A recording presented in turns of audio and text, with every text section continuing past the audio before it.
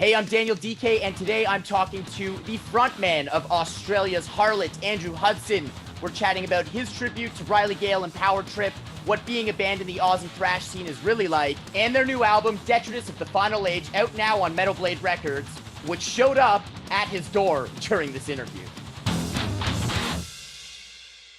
Andrew, man, thank you for joining us. I am super stoked to be talking to you today. While I may know about your band, I assume for some of our viewers, this might be their first exposure to HARLOTT, even though you've been around since 06. It was one of those high school bands.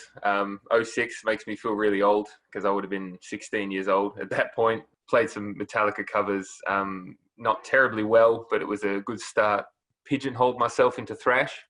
It kind of went from there, did the demo and then an EP, and then just album after album with Origin, Proliferation, then Extinction, and of course Detritus of the Final Age coming out.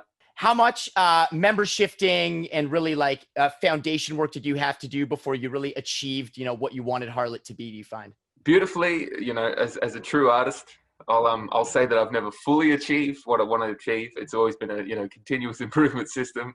We've had a fair few lineup changes over the years. It's always been reasonably amicable. It's usually about, whether or not they could, continue to put in what they needed to put in, or whether or not this was actually what they wanted to do.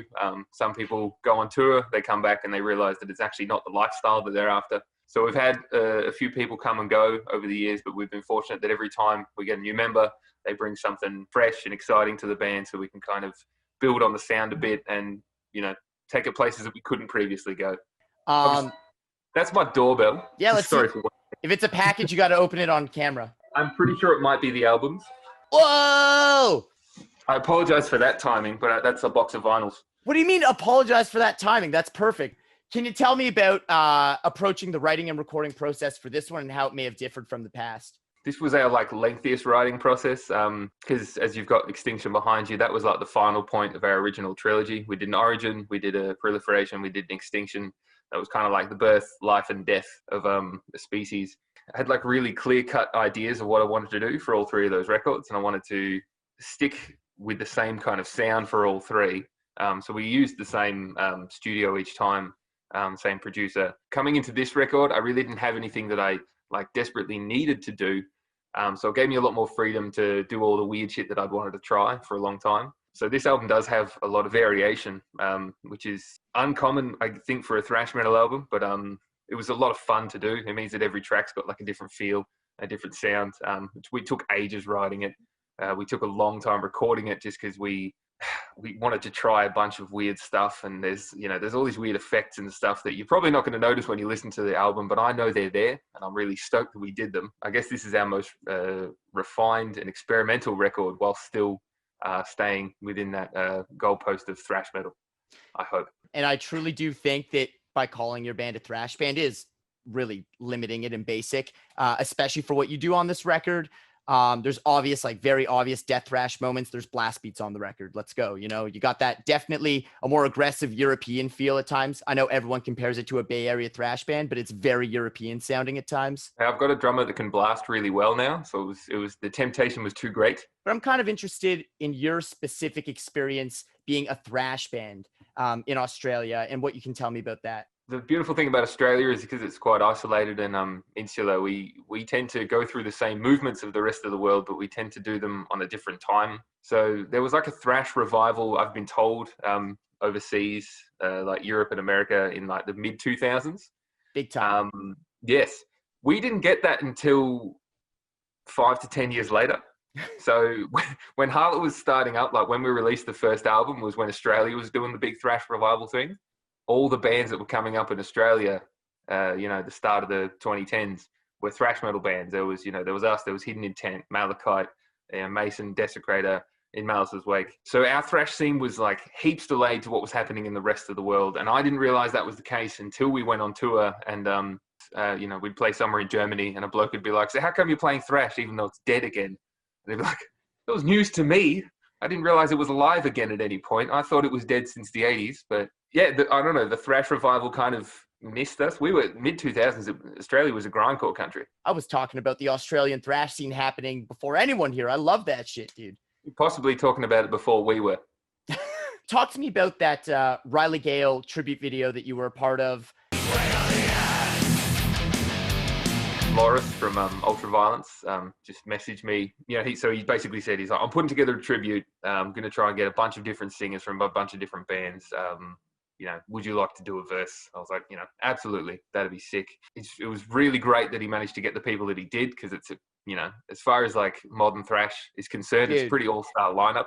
Dude, it's insane. When Dave Sanchez got involved, and I was just like, I missed that Dave guy. and Hooley from Chrysix, man, fuck. It was really awesome to be a part of. And I wish I'd taken the footage part a little bit more seriously, because I thought it was just going to be a bit of a throwaway video. So I was just in my denim shirt in someone's living room studio. They were wearing like, you know, those red shades. And I was like, I was just standing there screaming. Like, I didn't know about Power Trip until their album came out the same year as ours. And, you know, towards the end of the year, you get those, you know, best thrash metal albums of the year and stuff. There's always like a top 10 list. And, you know, we were making it onto a few of those, which was incredible. But on every single list, Power Trip was number one, without fail, every single time. And that was, you know, after seeing it 3 times, I was like, who the fuck are these guys? And when you check it out, you realize why it won every time, because it is a freak record. So to be a part of a tribute to that was a great honor, and I'm really stoked that I made the cut. Let's wrap on the new album. So what's the big plan for you guys? What are you doing to celebrate it? And honestly, what can possibly be after the Detritus of the Final Age? I don't know what we can possibly do. We're releasing on the same day as In Malice's Wake, another Melbourne band. But we've genuinely considered just getting together for a poker game, because we can't play a show. So we may as well do something enjoyable. I don't know when we're going to be able to do gigs again. Melbourne itself is opening up a fair bit, and there might be seated show options. I know. Exciting. I've done it before. We supported Dave Elfson on his like spoken word tour around Australia, and we played a seated gig, and it just feels gross. It's really hard to pump up a crowd if they're just like, oh, they didn't stand for you. They weren't there to see us. But presumably, if they're there to see Junior, they're metalheads. I mean, it's silly.